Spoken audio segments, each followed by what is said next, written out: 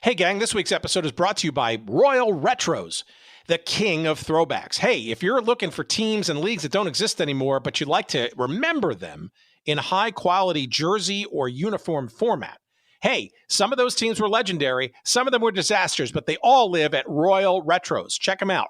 RoyalRetros.com. Use that promo code SEATS for 10% off all of your purchases. Check them out now. And now, check out this episode. And now, 3 seconds to go in the game. The Oilers on the power play, and with the empty net, it's 6-on-4. Now they're going to move that defenseman up there right on Klima.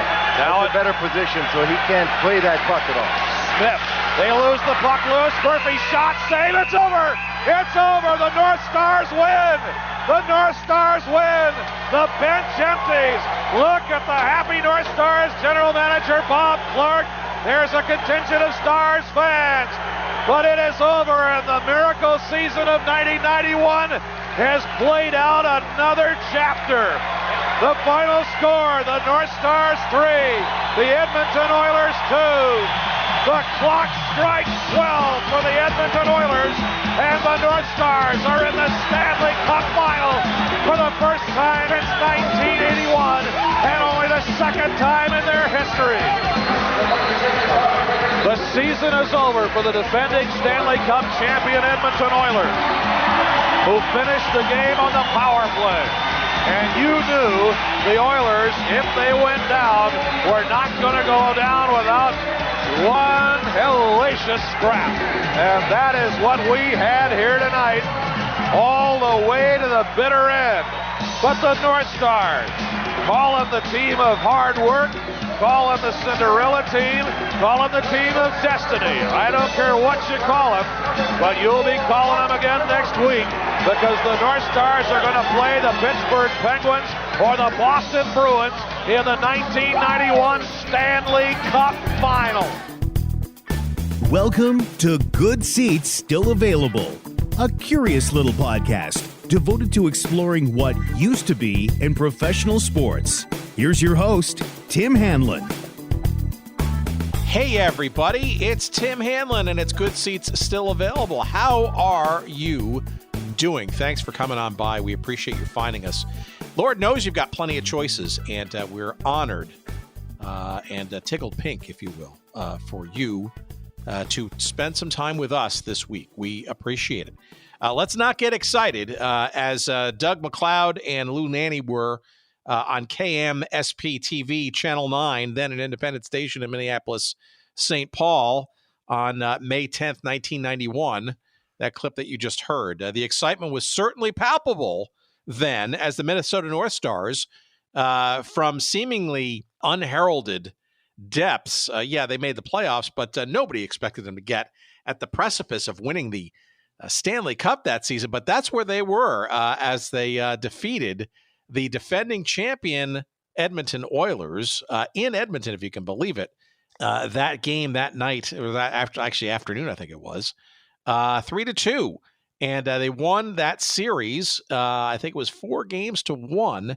And they were getting ready then to meet the Pittsburgh Penguins in the most unlikely of Stanley Cup finals in 1991. The story of that season, the 1990-91 season of the then Minnesota North Stars, you know where they are now, they're in Dallas as the Stars, is the topic of our conversation this week with this week's guest, Kevin Allenspach, and we're going to be talking about his brand new book that comes out.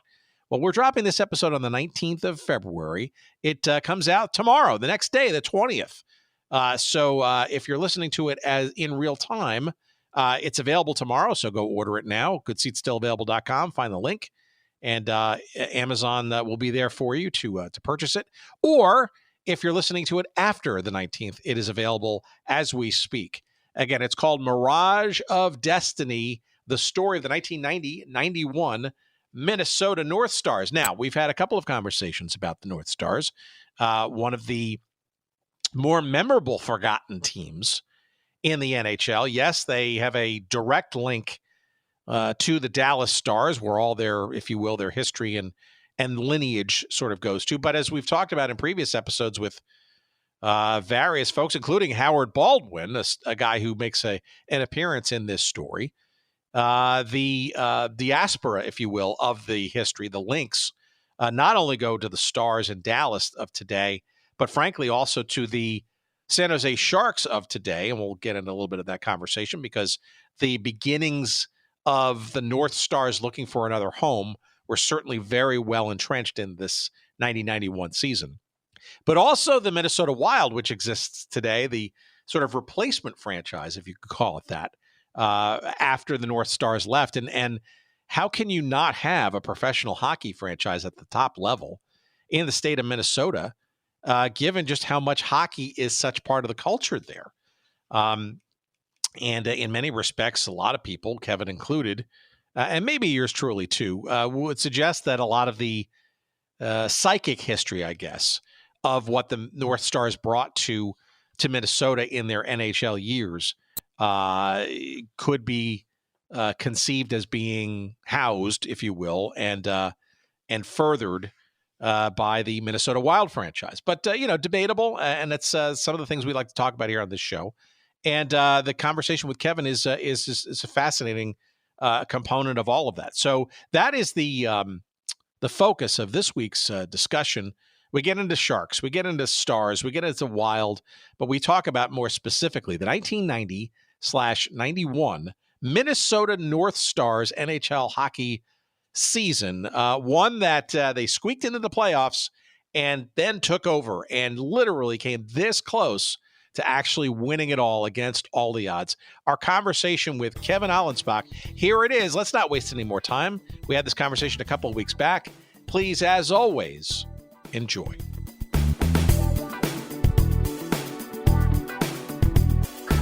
For our background, for our audience's background, why don't you give us a little bit of a background on you, Sure. and professionally, personally, and all that stuff. And then if you can easily skate into how the Minnesota North Stars generally, but this particular season specifically, has become such a passion project for you.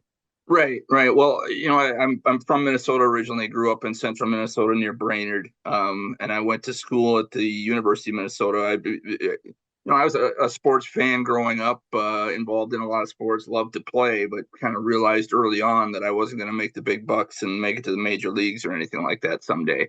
So, what I tried to do then is, okay, what's the next best way that I can be around sports? And, what's the best way that I can make a living doing something that to me didn't seem like that much work?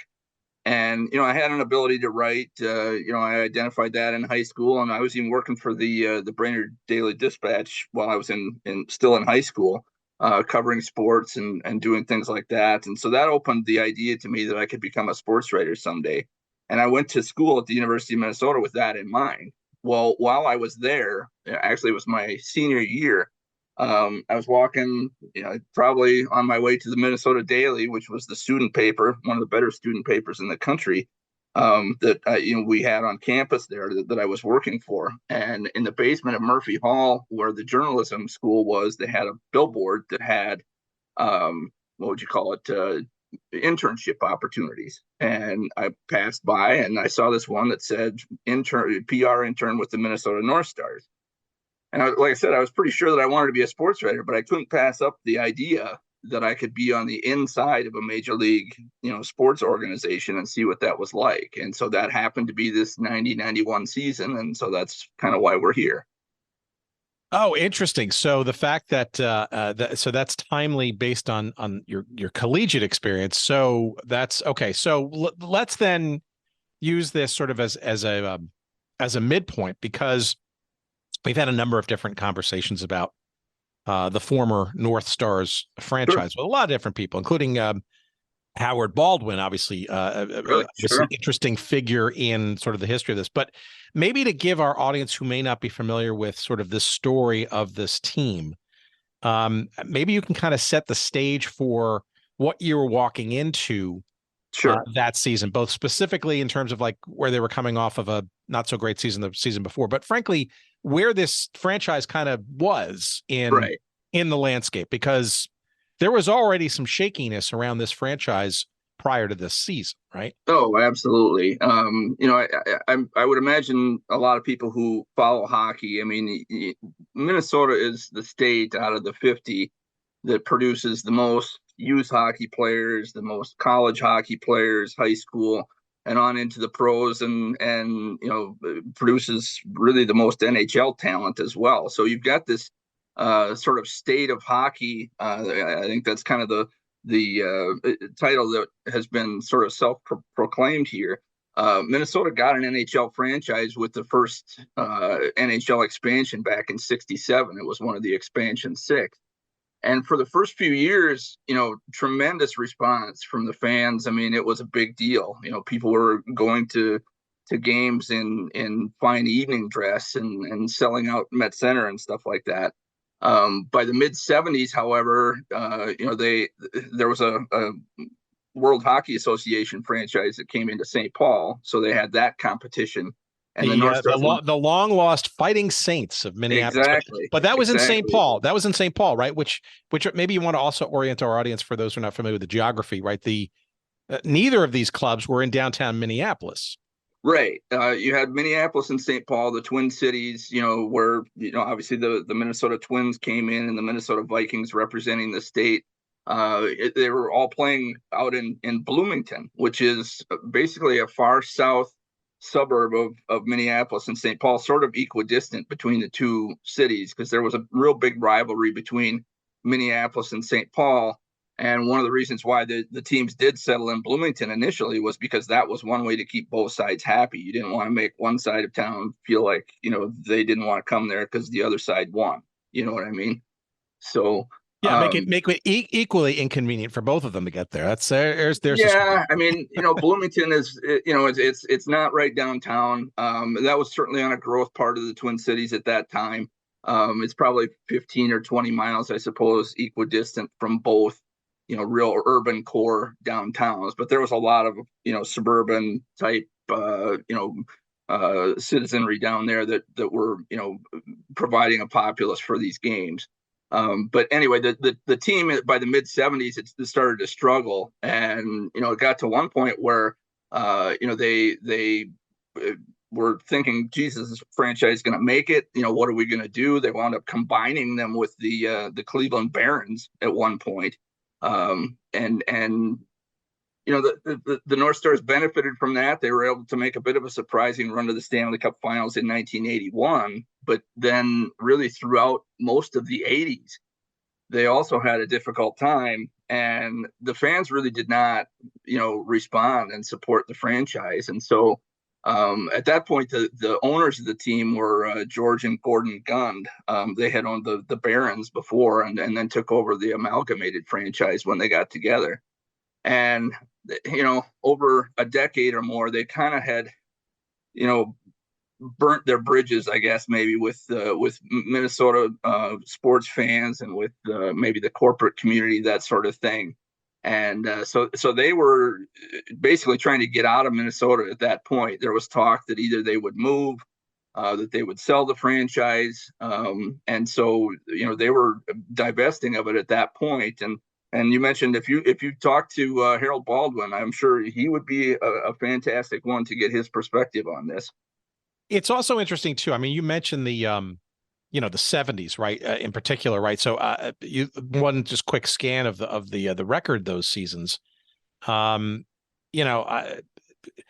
a winning record, and often out of the playoffs, and that's actually saying something, because back then, and even in the '80s, aside from that blip that you just mentioned, right? It actually wasn't a tough ask to get into the playoffs. I mean, even in this season that we're going to be talking about in a few minutes, 1991, there were, I think, only 5 franchises that did not make the playoffs that season, because there were 16 plus 5, only 21 franchises in the league at that point, right? So you really had to go out of your way not to make the playoffs, and how many made it with a losing record. So it does speak some certain level of futility. I guess before I let you run on this, though, how much would you say that the Fighting Saints were or weren't a problem for this franchise in terms of competition and whatnot in the market? Well, they were definitely a problem in the '70s, but by 1977, I believe it was the fall of 1977, the Fighting Saints went toes up too. So, the North Stars don't have that as an excuse through the 80s as a reason why the fans weren't showing up. There's been a lot of talk throughout history. I mean, the University of Minnesota has a tremendously strong college hockey program, one of the best in the country. That maybe, they were drawing some fans away, with their success and sort of that tradition in Minnesota. You have high school teams playing every Tuesday, Thursday, Friday, and Saturday night throughout the winter, and there's legions of fans that follow them. And so there's basically a lot of opportunities. There's a lot of different places you can go and get your hockey fix, and it might be a lot cheaper than what it would be at an NHL game too. And so that might have kind of factored in. But I think largely the reason is the team just wasn't very good. I mean, they made it to the finals in 81, in 82 and 83. I think even in 84, they were eliminated, if I remember correctly, in the conference finals against Edmonton. Of course, that was the team that they were running into and not getting past at that point. But then after that, the team was abysmal. I mean, they were, contending for the worst record in the league. And so that's kind of what put you on this footing, for this sort of Twilight Zone experience that started in 1990. All right, so tell me about your particular situation at college in the late 80s, early 90s, and Yep. give me a sense of maybe what you thought this franchise would be like for you on the inside as a PR comms kind of guy. Well, and, were you excited at the prospect, or were you as a fan, I guess, of the sport, were you a little worried that maybe this wasn't sort of like the best franchise to kind of maybe, or were you just like, wow, I'm on the inside, I'll take it? There was a lot of that. And I guess I should preface this by saying, too, despite the fact that I grew up right in the middle of Minnesota, I didn't have that great of a hockey background. I mean, I had a younger brother. We lived out in the country, and I had a lake right across the street from my house. And so I could go out there and skate somewhat. But I mean, there was just essentially pond hockey. And for me to play anything organized, I lived 18 miles from, the nearest hockey arena. So it wasn't very easy for me to participate in that sort of thing. Long story short, there is that, I didn't really develop an interest or quote unquote love for hockey until I was in college and right around this time. That said too, the Timberwolves had just come into Minnesota at that time. And so they're playing, their first season they played in the Metrodome, and they averaged like 28,000 people, an NBA record for attendance. And then they opened Target Center, and they were putting 19,000 people a night in there. That was the shiny thing for everybody at that time. The Twins were, a couple years off of a World Series championship. And of course, the Vikings, for the most part, really own pro sports in the state of Minnesota. So there's no question that the North Stars were a distant fourth, among those franchises. But for me, it was that opportunity to see what it was like on the other side. I had been a sports writer, covering games, covering events, covering teams, and you see what it's like when you are, on the outside trying to get the inside story. I wanted to see what it was like on the inside where you really knew what the story was. All right, so two things there before you get into that. Number one, why weren't the North Stars maybe thinking or entertaining at least the idea of perhaps similarly going into the Metrodome, either as an experience or as a trial or for a season, and or the new shiny Target Center that the T-Wolves were playing in? Well, and that is part of the story here. As you get a couple of years down the road from this particular season, there was a big movement to try to either force the North Stars to move downtown to the Target Center, or at that point, the eventual owner, Norm Green, was looking at trying to get a different arena deal. He had tried to, the Met Center where the team played was operated by something called the Metropolitan Sports Facilities Commission, which was an amalgamation of a bunch of the cities around there, basically sort of a public caretaker for that property. And he had some difficulties. Which also included the Met Stadium, of course, too, right? Correct. And then that also transferred to the Metrodome when they built the Metrodome, essentially to replace Metropolitan Stadium. That Sports Facilities Commission was also over the Metrodome. So anyway, he had some difficulties You know, here's this guy. He comes in, and he's a very wealthy man from Calgary. Made his money in real estate with shopping malls and things like that. And I think he came in and started, talking big and trying to tell everybody about, how good it would be for either the state or for, maybe Bloomington or for the Sports Facilities Commission, some of these things that he had in mind. And I think that made a lot of people just sort of reach for their wallet and say, I want to hang on tight. You know what I mean? Also, though, this also feeds into what I believe around this time was not so quiet a set of rumblings around might this team even just bolt the market altogether. Absolutely, right? Absolutely. The early maybe a little background on that would be helpful too, because sure. the seeds of what ultimately happened in the mid '90s was well underway, well growing and bursting atop the soil, if you will. Right. Like I had mentioned, the Guns, the two brothers that had owned the franchise for a long time, and these are incredibly wealthy men as well.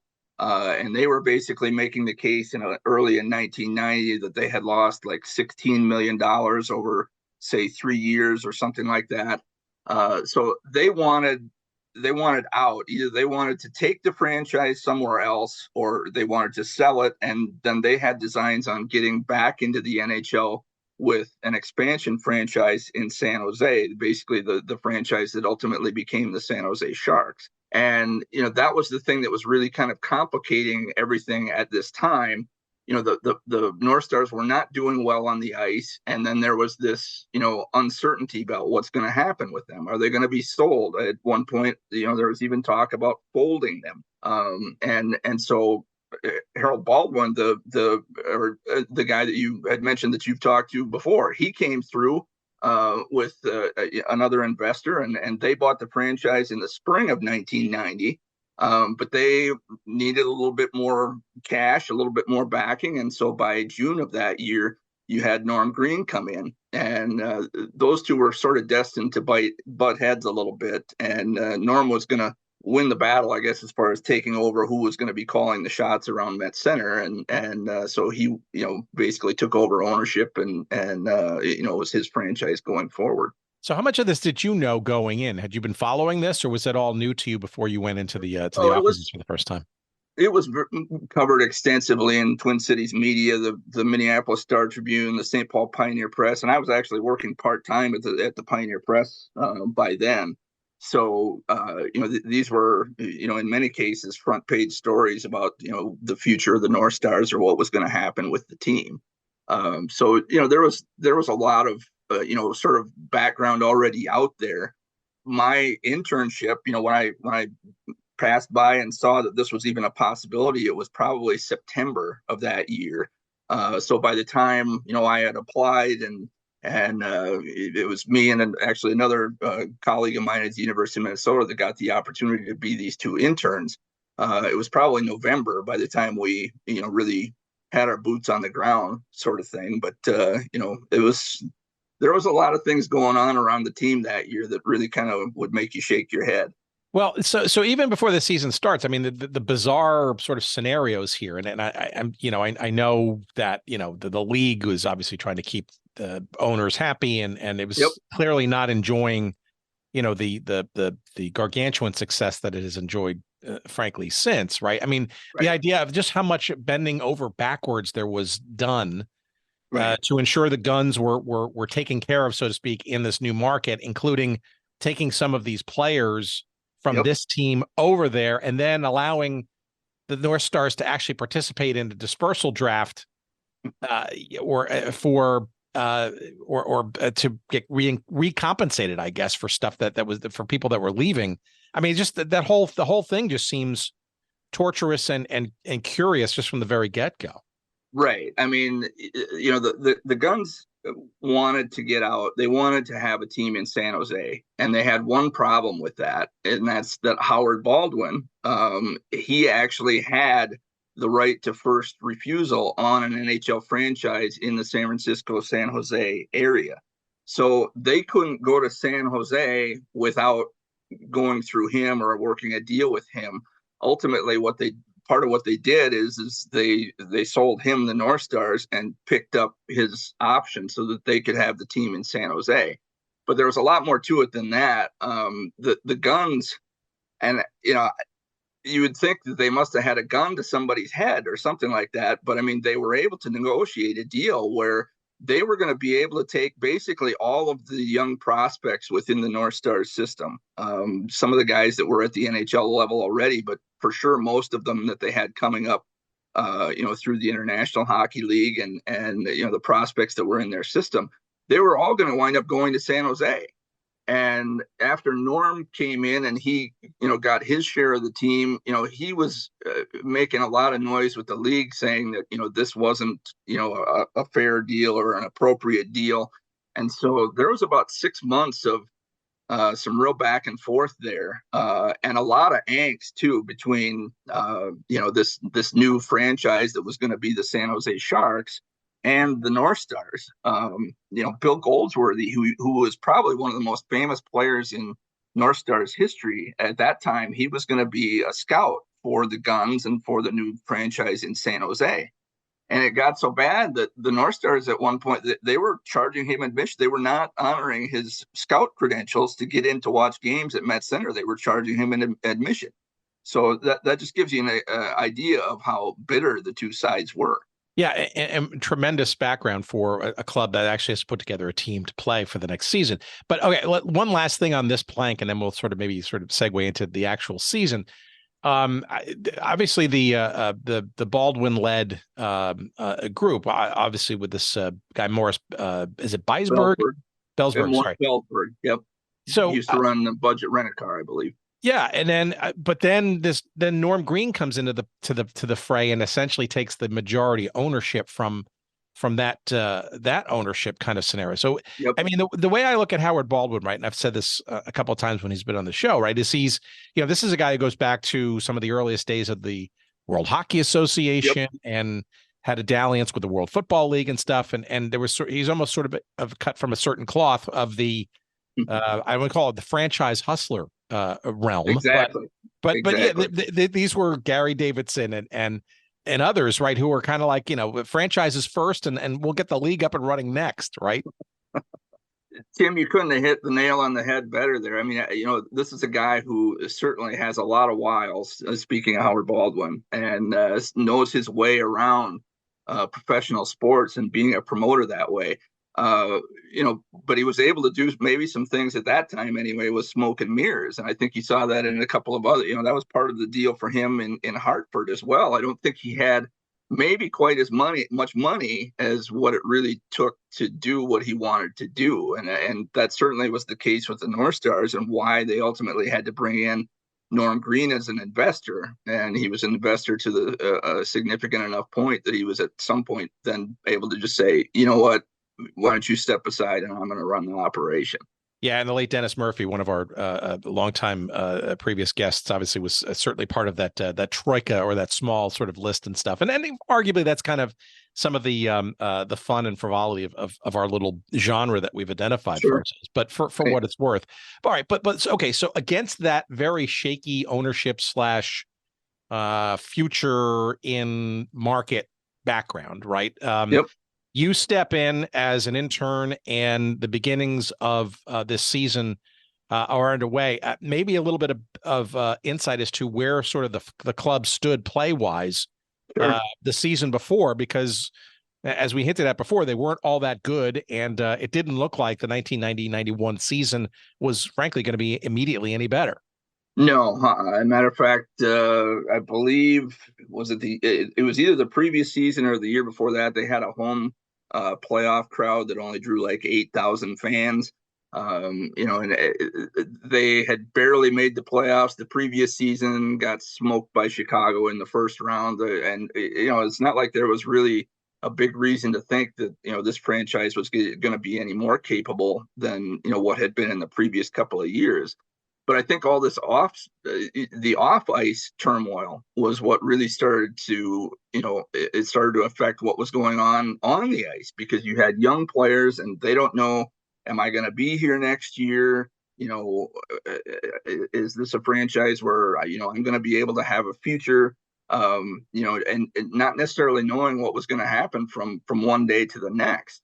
And then, kind of an underlying thing here too is this is a moment, I would say, from about 1990 until maybe 92, 93 was a real watershed period for the National Hockey League. That's where you started to see the salaries really escalate. In 1990, I think the average salary, I'm guessing here off the top of my head, but it was probably somewhere, just say $150,000 a year, which is a pretty decent amount of money, but it's nothing like what players are making today. So, these guys weren't that far removed from the man on the street, I guess is what I was trying to say. The league had also they had 21 teams at that point. They also had just announced that going into that season that they were going to expand to 2 more franchises with $50 million expansion fees, right? So it's clear that some of the money was starting to come in now. Right. And that's later one of the things that you saw really kind of forced Norm's hand with the franchise in Minnesota, and also with him even just being an owner in the league, because the cost, the contracts were going up, the cost of doing business was escalating so great that he just wasn't able to keep up.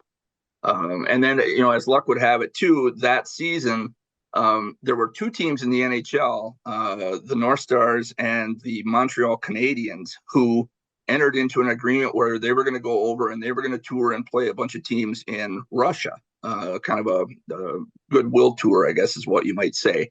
And they had only tried it, I think the year prior. And this is right after the, Berlin Wall had come down. And, so it was maybe a good experience, but, it started the season a lot earlier, I guess, than what it otherwise would have, and tacked about another, 10 games or so onto what was already a long and lengthy schedule, and kind of interrupted training camp for them a bit too.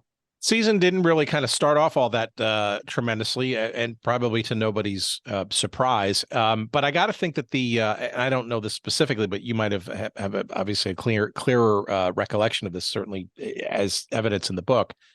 This was also, I guess, a new, pretty much almost how remade was the roster, given the stuff we talked about and the dispersal and the expansion stuff, versus the season before. Was there enough new blood in there to give people some kind of hope, or was it still similar, or what?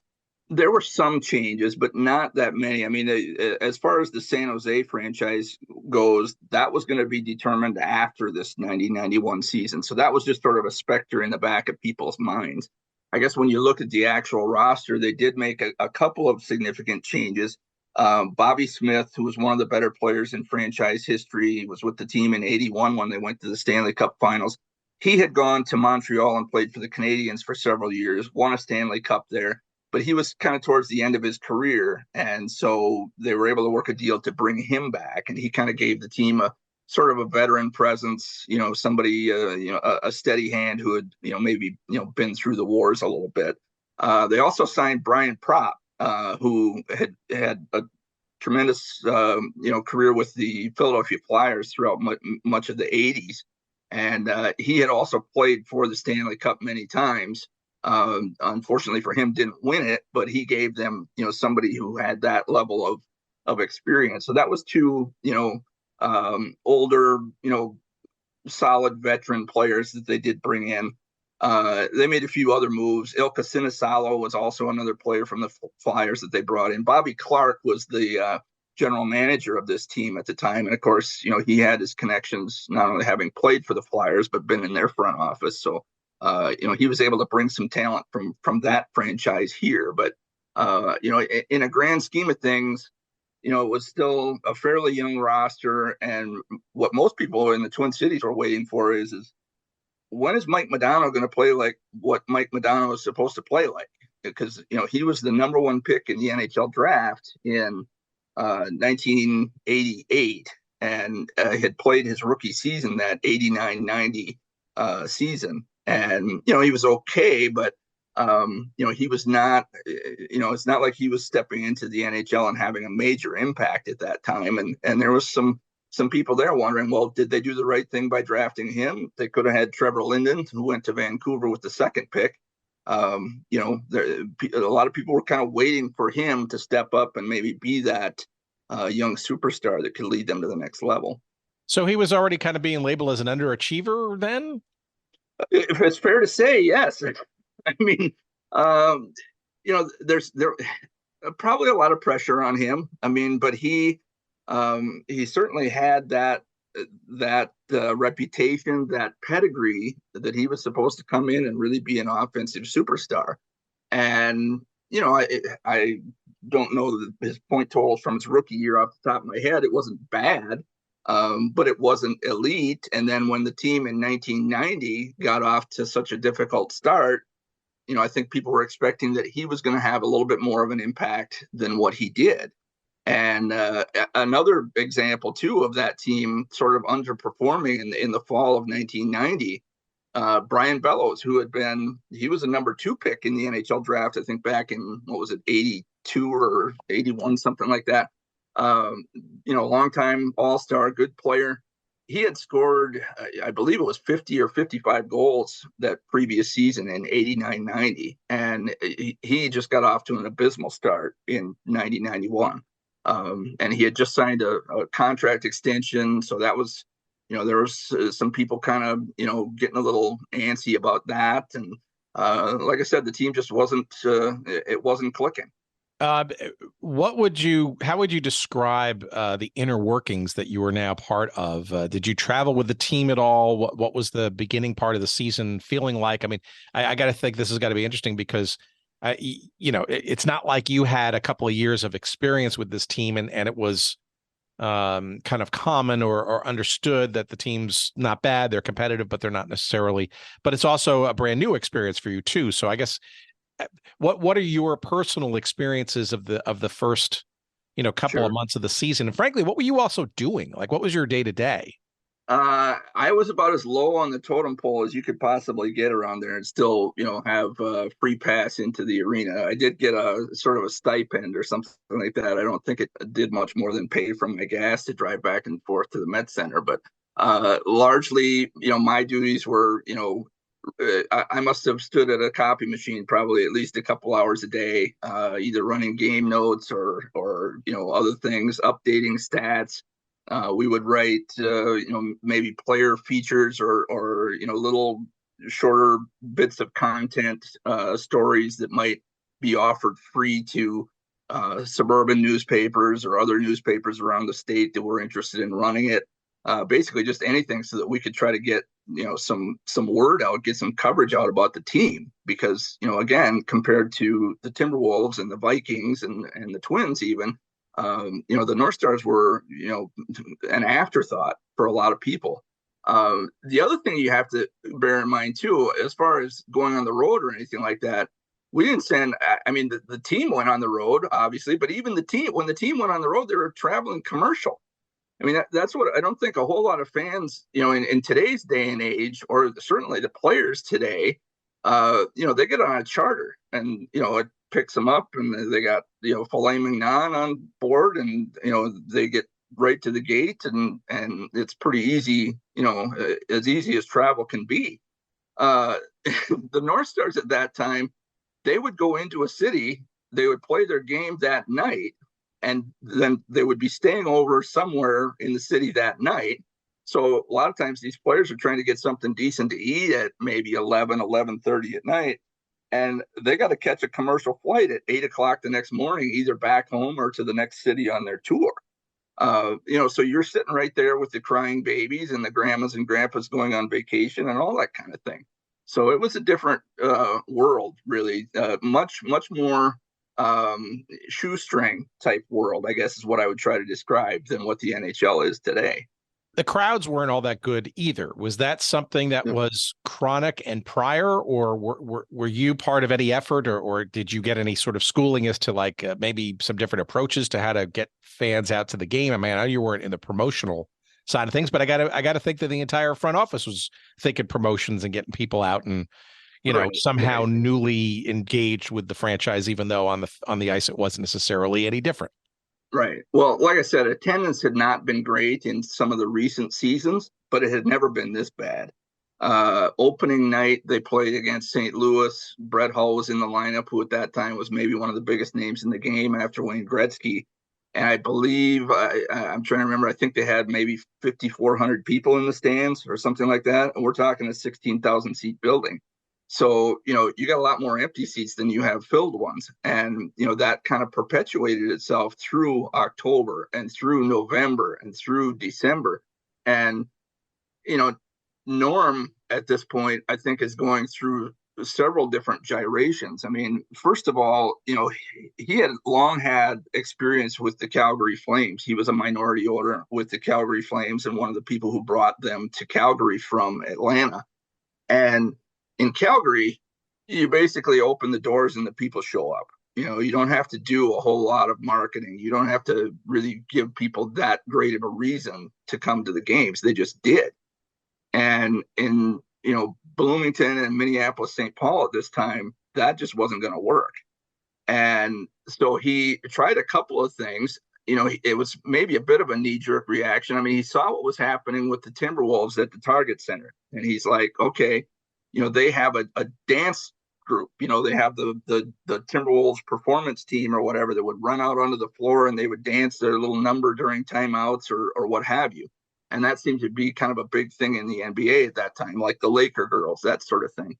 And so he came up with this group and it was called the Electric Stars, which is apparently the first dance troupe to ever work, full time in the NHL.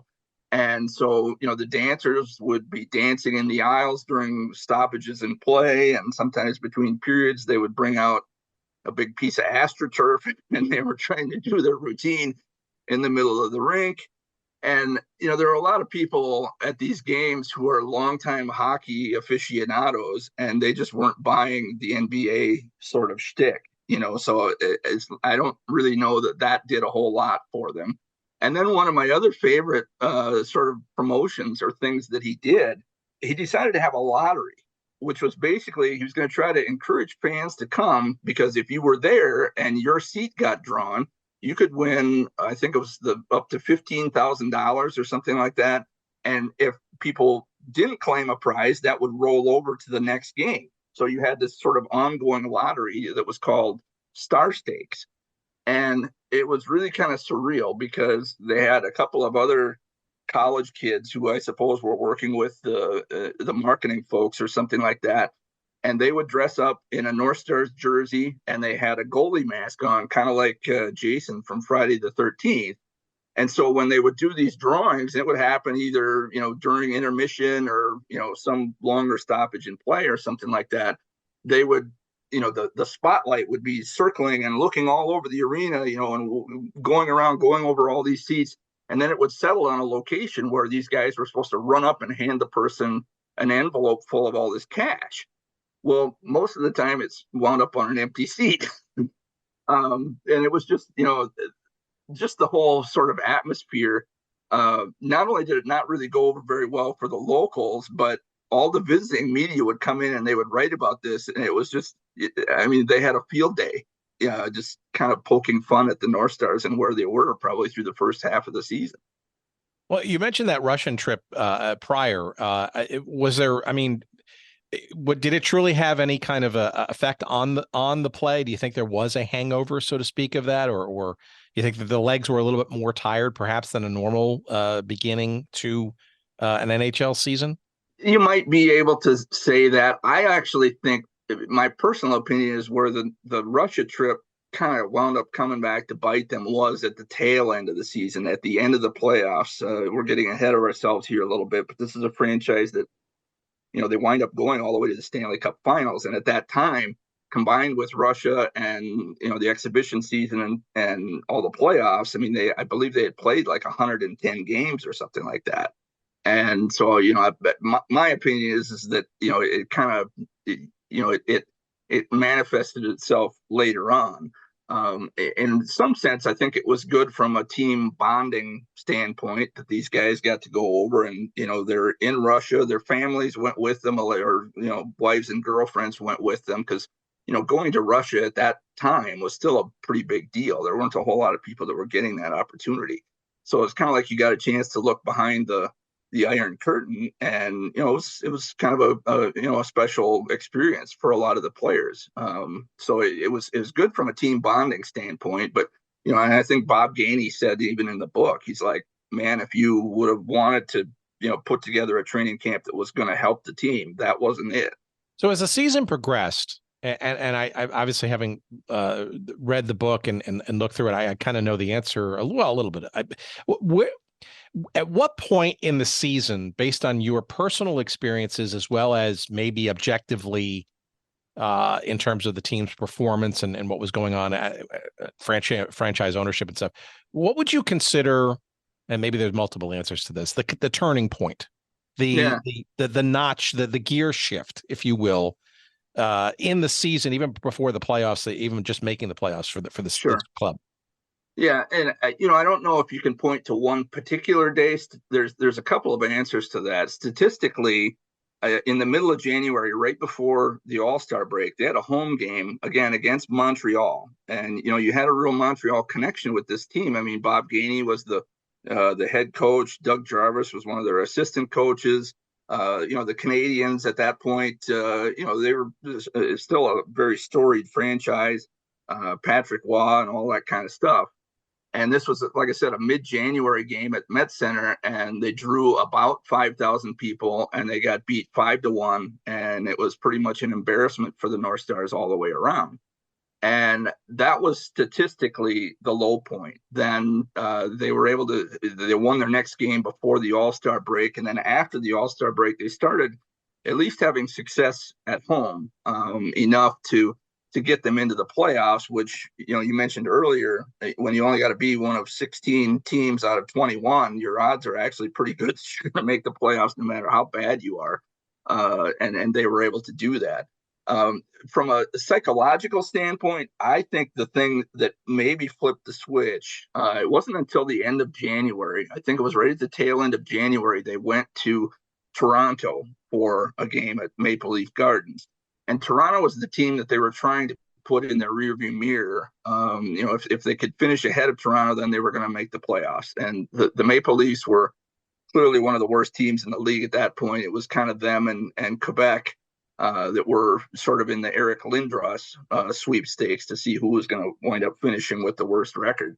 And the Toronto beat them 4-0 at Maple Leaf Gardens. And Norm did not go on the trip, but he watched that game. It was on local television in Minnesota, and he was so upset by that he told Bobby Clark the next day, he's like, do whatever you got to do.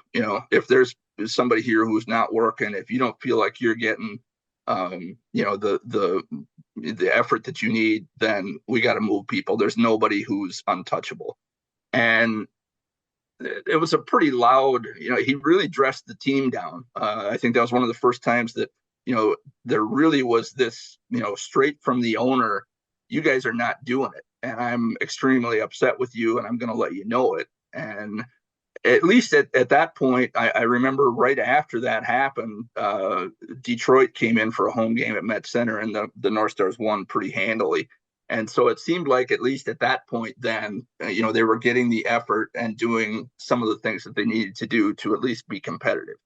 Yeah, I mean, if you look at the season from about that point on, not a whole lot of losses, a bunch of ties, a lot more wins.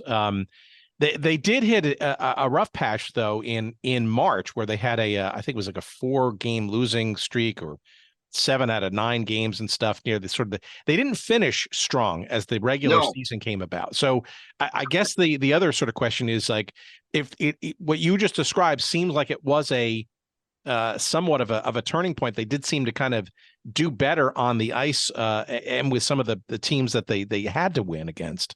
But it seems like they kind of hit a divot there near the end of the regular season. Well, I think what happened is he dressed him down, and there was a lot of sort of external pressure. You guys have to be better. You got to make the playoffs. And so that was kind of the bar, I think, that subconsciously got set. Well, once they clinched a playoff spot, then I think it was like on March 17th. And you're right. I don't know off the top of my head what their record was after that, but they did go, south, and there was quite a few losses between then and the end of the regular season. And I think that it was just kind of that. It's like, okay, we got the monkey off our back. We're going to be in the playoffs, so at least we took care of that. I think there was a little bit of a natural letdown there at the end of the regular season. They were also resting a couple of guys to try to put them in the best spots so that they could put the best team on the ice once the playoffs rolled around.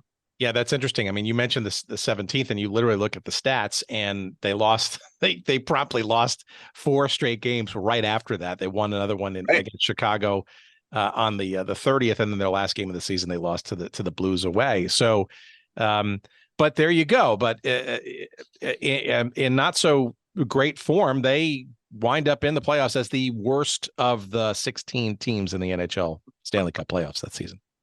Yeah, and I mean, I don't know how you could have really expected, anything was going to happen with this. And I guess I should share with the listeners too, from my personal standpoint. At this time, I had been working for 6 months or so under Norm Green, and everybody who worked for him walked around like they were on eggshells, afraid, that he might, fire them for no good reason or get out of hand because of some little thing or whatever. My routine typically was I would get up about 7 or 8 in the morning, and I had class at the University of Minnesota. Maybe in the afternoon, I would drive to Met Center. And then if there wasn't a game that night, I'm going to St. Paul to work on the copy desk in the sports department at the Pioneer Press. So I would get home at about 1 o'clock in the morning, and then I'd get it up and do it all over again. And the only difference is, like I said, whether there was a game or maybe occasionally in the morning, I might go to Met Center instead of going to class or something like that. So, I was getting pretty stretched thin at this point myself. I mean, it was fun being on the inside, but still nobody thought. We just thought, okay, well, they're going to make the playoffs and they're going to play Chicago right away, and that'll be the end of it. And I was even thinking myself, okay, I know I don't want to be in PR. I want to work. I want to be a sports writer. I want to be telling you the truth about what's really going on. I don't want to try to be spinning it some way that it's not. You know what I mean? So. I was ready for my duties to be done at that point. I was kind of looking forward to the season be over, to be honest with you.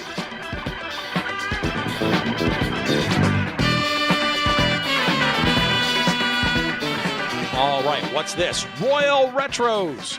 All right, longtime fans of this show may remember a little site that we used to promote the heck out of called 503 Sports. Well, not only are they still around, they are now known as Royal Retros. RoyalRetros.com, the king of throwbacks. And like the name implies, the highest quality jerseys and hats and apparel and all kinds of stuff related to various teams and leagues and situations that we love to obsess about here on this show. And I'm talking about getting jerseys with your name and number on the back of them, customized to your liking for the WHA or old NHL hockey teams that may not exist anymore. Perhaps it's a Federal League team from way back or a Negro League team. Maybe you're just enamored with the various football leagues of the past, like the Arena League or the All-American Football Conference or the original UFL, United Football League. Yes, you can get all of those teams in all kinds of colors, away jerseys, home jerseys. You want to put your name on them. You want to make sure you got the official patch on the side. All of those things and more at RoyalRetros.com. And I'm not kidding, friends. You go there, you want to find that Cleveland Barons jersey to wear and show. Hey, you're maybe a Colorado Avalanche fan and you want to represent the Quebec Nordiques from where they came in the arena to show your heritage and your love and knowledge of the history of that franchise. You can do that and more. And I'm talking across football and basketball and baseball and hockey and you name it. All kinds of great stuff for you to find and buy and purchase and wear proudly from Royal Retros. That's RoyalRetros.com. And of course, we have a promo code for you. We want to save you money from all these great things. And here's that code. It's SEATS, SEATS, promo code SEATS for all of your purchases at RoyalRetros.com. Check them out. You'll be glad you did. We love them. And our friend Destin Alameda there out in Portland, Oregon, we appreciate his and their sponsorship of this show. And now back to our conversation.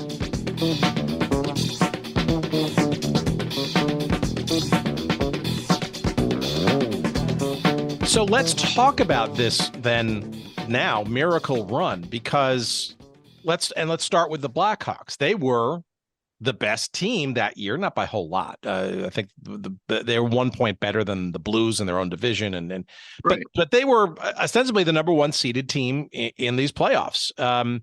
It kind of looked like it was just going to be 4 and out, right? Right. Well, I don't know if it was going to be 4 and out, but I mean, but at least on paper, it didn't look like it was going to be all that competitive, right? Especially considering that the North Stars and Blackhawks were familiar with each other, and they were almost 40 points difference in terms of how they finished the regular season. Yes. There was 2 things that happened there. First of all, Brian Propp scored an overtime game winner in game 1. So the North Stars stole home ice advantage right away in that series, got a little bit of confidence or a little bit of faith that, you know what, hey, maybe something can happen here.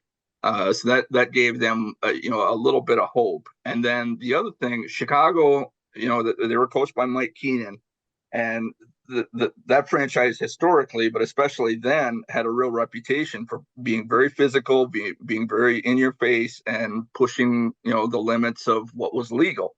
And the North Stars did a tremendous job in that series of basically turning the other cheek. Bob Gainey knew that was going to be something that they had to do going in. They basically had to engage with the Blackhawks. Whenever there was a stoppage or something like that, you wanted to have players right either in Ed Belfour's face or right there when the whistle blew.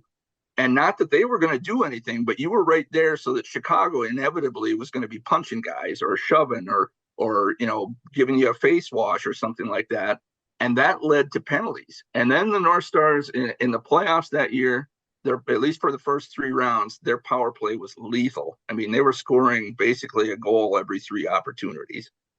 So how then does the best team in the league, falter? I mean, were the Blackhawks underperforming too? Or was it just, maybe it was kind of familiarity breeds contempt, and given the fact that, maybe it was sort of a belief amongst the Blackhawk players that they kind of knew what they were going to get here, and they maybe kind of just let their guard down a little bit? Or do you think it was the North Stars stepping up, to your point? Well, playing that really, I mean, Chicago had the upper hand in that series. They came back and won game 2, and then they won game 3 at Met Center, although it was a bit of a controversial goal. The North Stars kind of felt like there was a collision at the crease that basically created the opportunity for the game-winning goal to get scored in that one.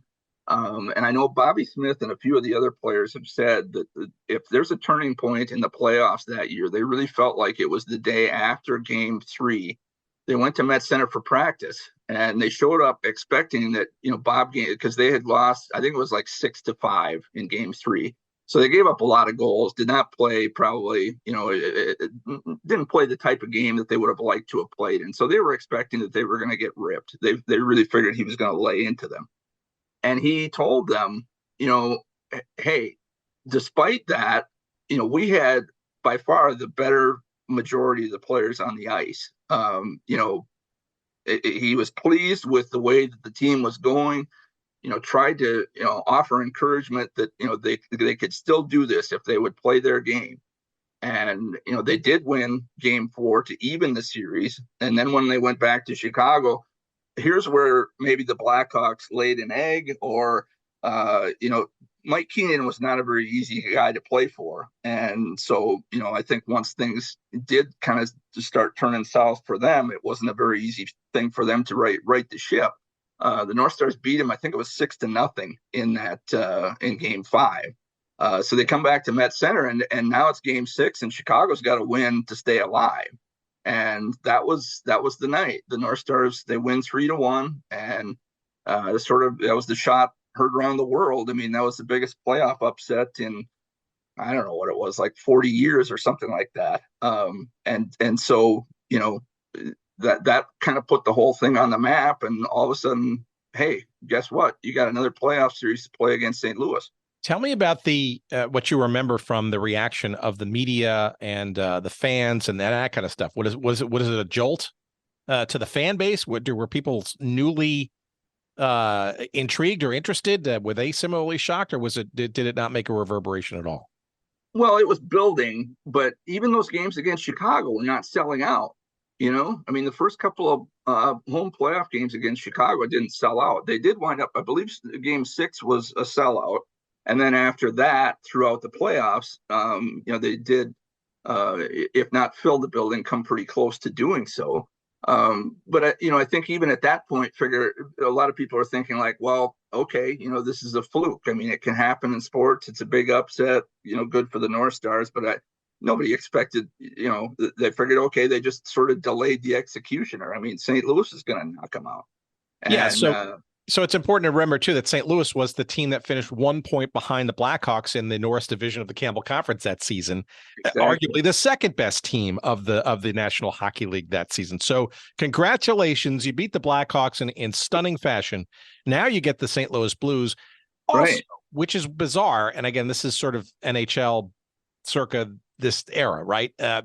The fact that they're playing yet another interdivision rival in the playoffs, again, familiarity breeds contempt, I guess, but here we are again playing the second best team in the league, and also just happens to be a foe in the division.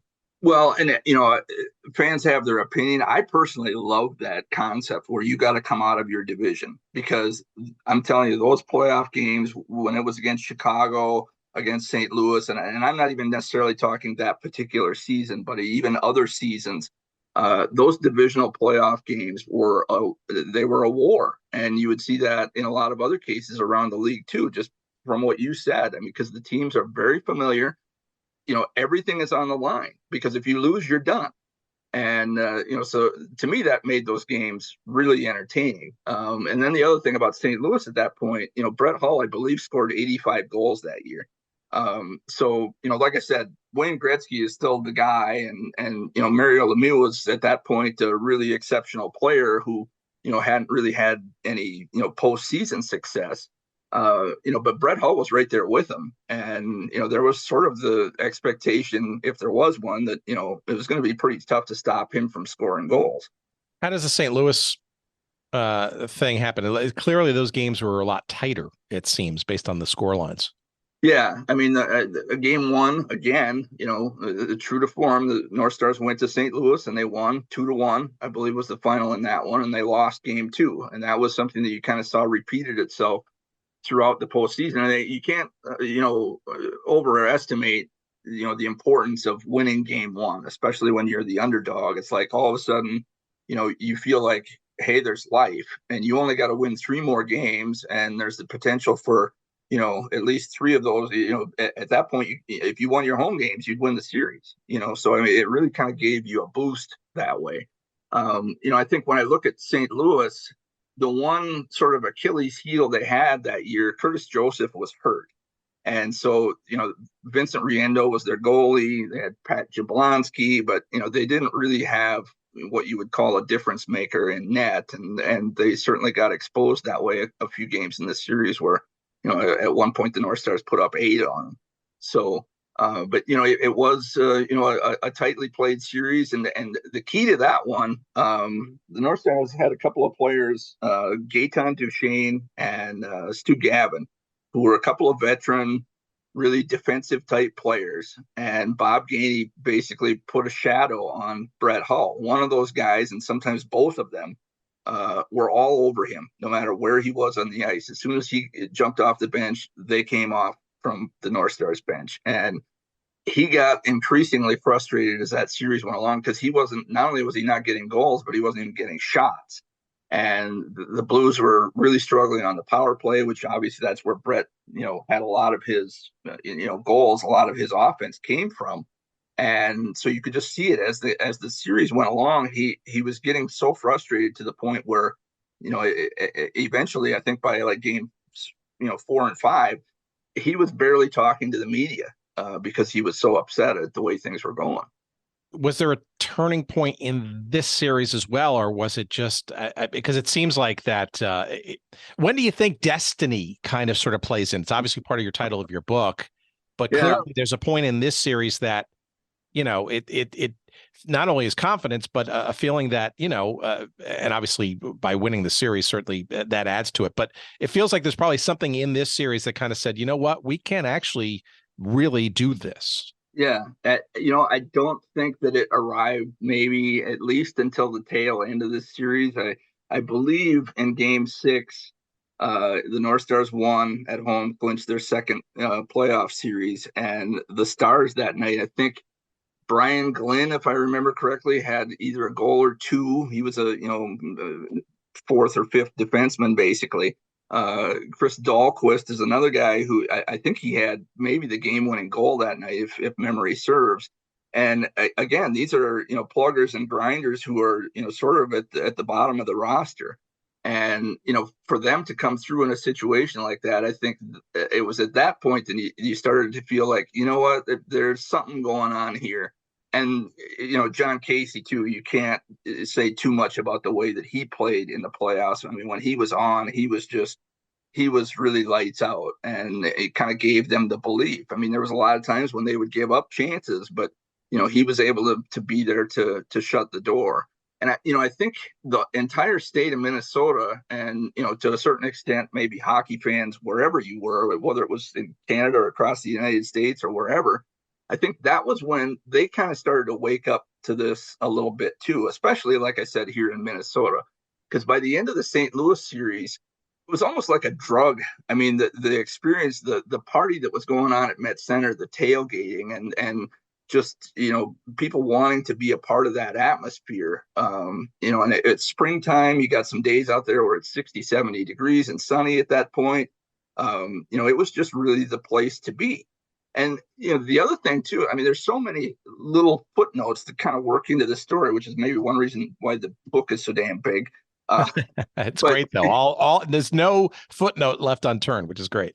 Well, and actually, I want to get your opinion on that too, because you're one of the first people who have read it who were not a part of the production of it. So I wanted to hear from you if you thought it was too big or too long or what have you.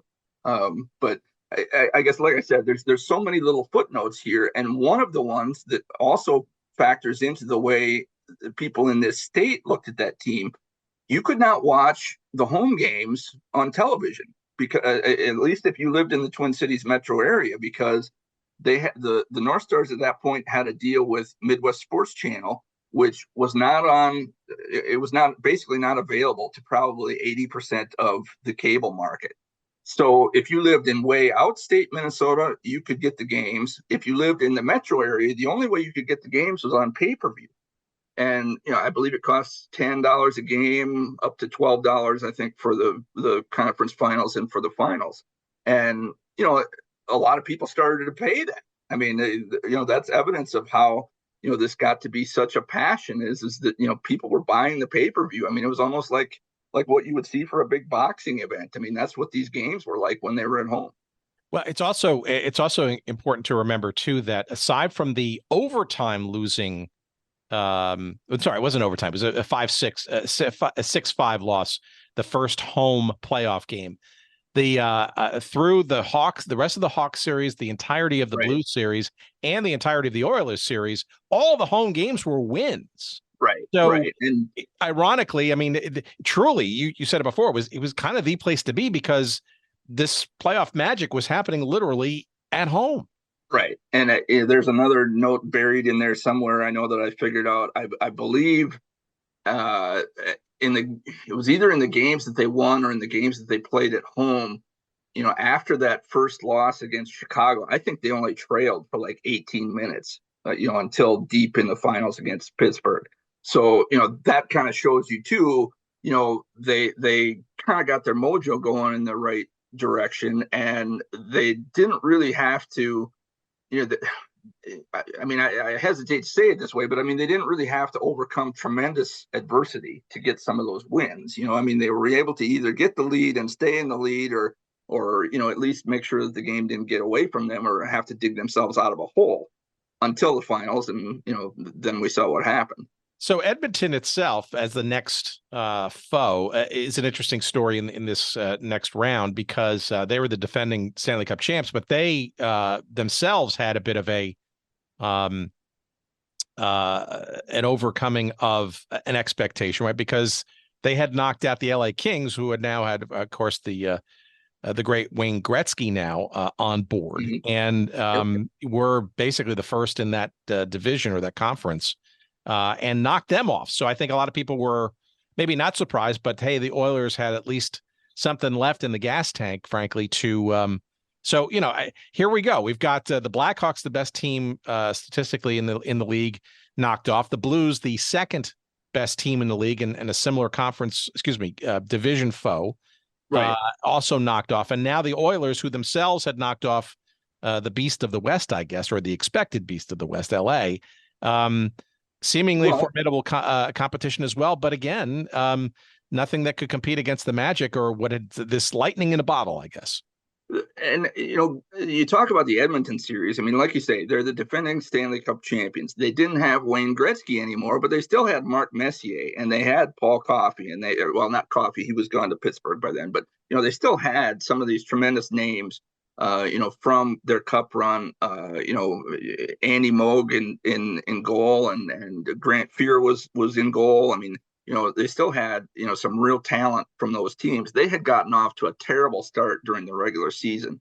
But they were also a team that kind of turned it on in the second half. And the interesting stat that I thought going into Edmonton, and again, look at it from my standpoint, I mean, I'm ready for this season to be done. There's no way that they're going to go all the way to the Stanley Cup Finals. Still, you doubt it. You're on the inside, and you're still waiting to get out of town. You got to understand. I mean, there was some real intimidation working for Norm Green. I mean, here I am. I'm a college kid at about the bottom of the food chain, and I remember one day.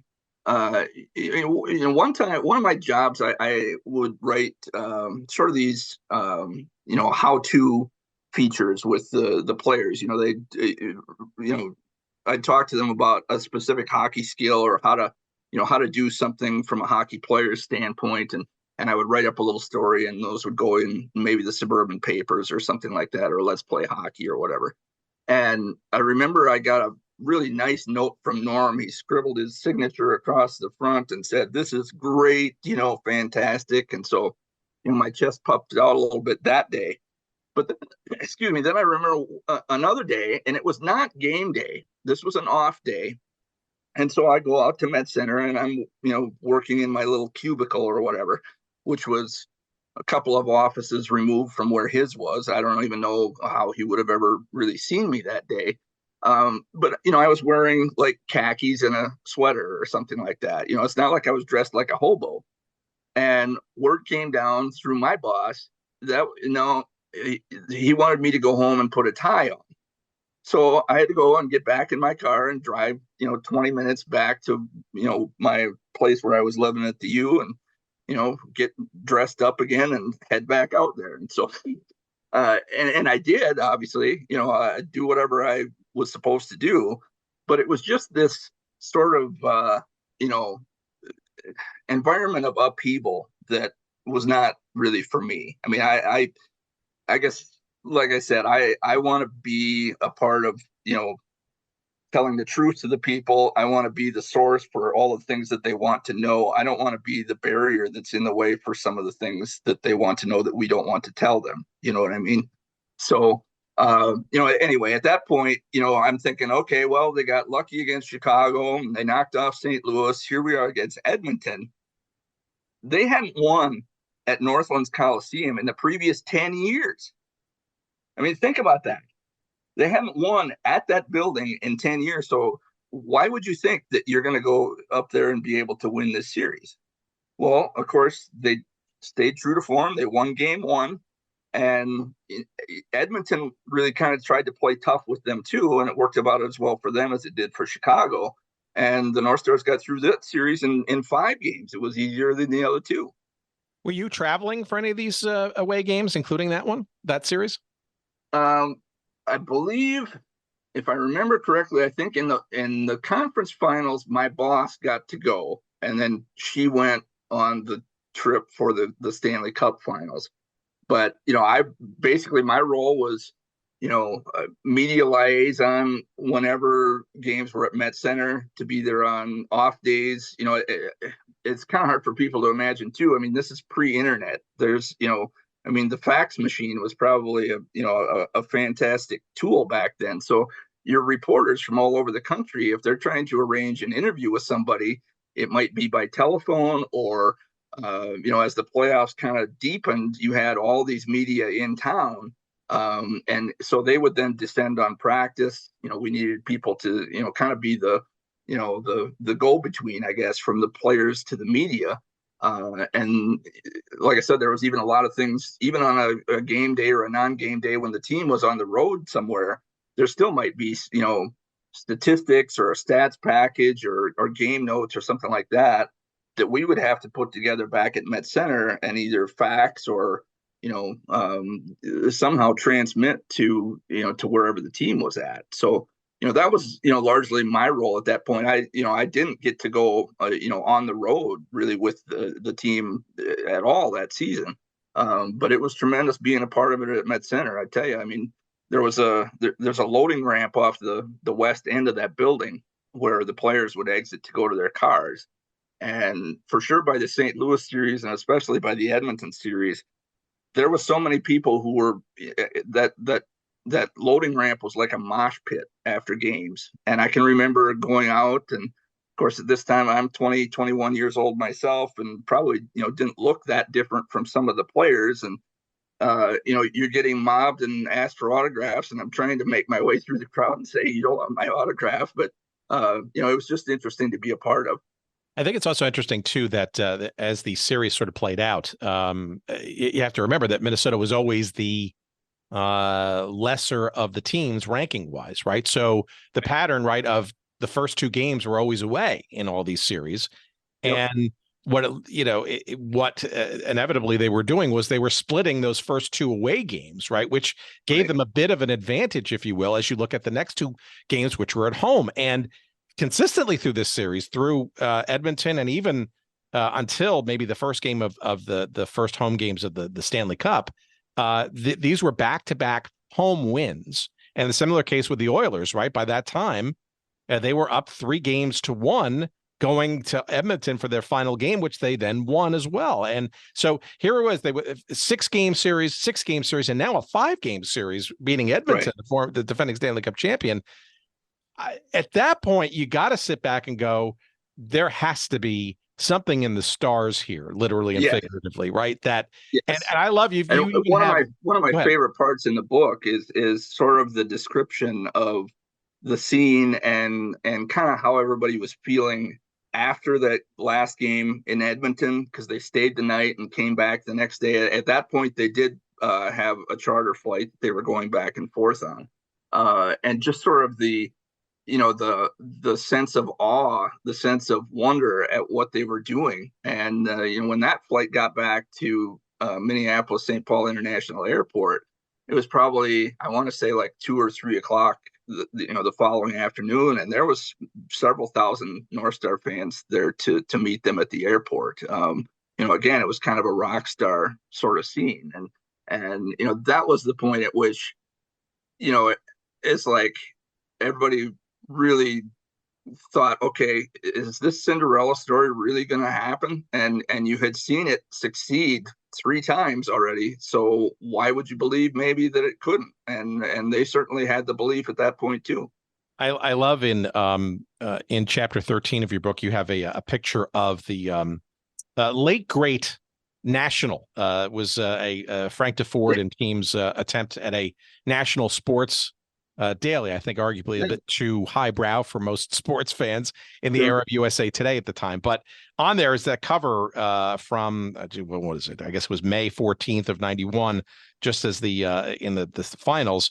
And you got a picture there of who was the goalie you got pictured there? I can't tell.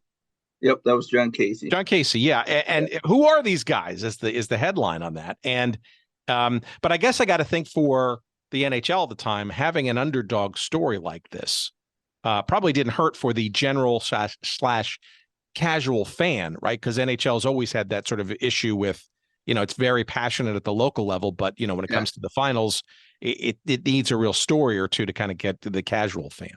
Well, and I think actually the NHL was probably pleased that it was going to wind up being two American teams, because really for most of the 80s, you had Edmonton or you had Montreal or you had Calgary, who was at least one of the teams represented in the finals. And, so there was a real movement in the NHL at that point to try to increase their American footprint, with Gretzky going to Los Angeles and the idea that they were going to go into San Jose. And you certainly saw it play out later with the shift of some franchises to the South. I mean, they wanted a national television contract in the United States. And so, it certainly didn't hurt that you had a couple of American teams in the finals. And really, I mean, Pittsburgh was sort of kind of an underdog sort of story as well. So it was a similar sort of thing. Well, the Magic seemed like it was still intact, right? Because Minnesota wins the first game away in Pittsburgh, drops the second one, but very similar to the same format of previous series. Yep.